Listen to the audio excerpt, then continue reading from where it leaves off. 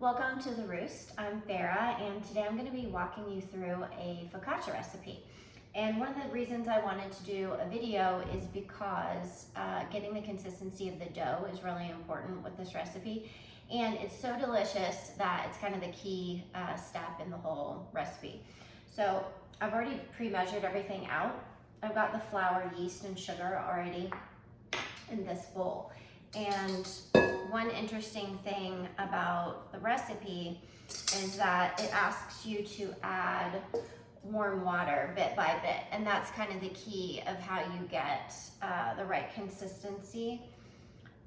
So I'm gonna start by adding about half of it, and then in the old-fashioned style, just with clean hands, you're gonna start making this kind of circular motion in the bowl. And then bit by bit, add a little bit more warm water. And you'll see it's gonna kind of get less and less floury. And as you get to the end, it will thicken up and be, you know, what you would imagine maybe regular bread dough to be like this. It's really the last bit of water that makes the dough have a wetter consistency than what I would imagine most breads to be. And you need that because focaccia is a very soft bread.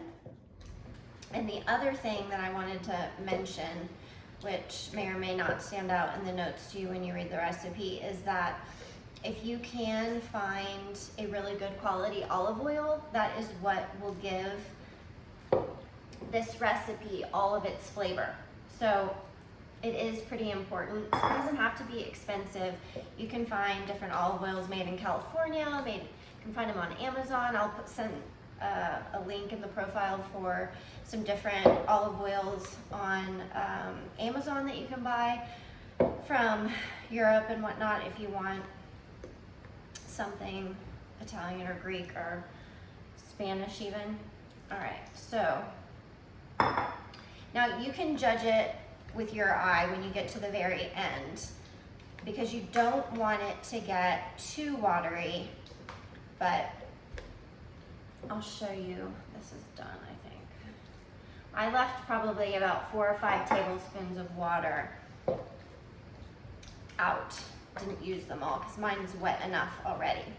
And then at the end, when you've done that, you can add in your salt, your olive oil,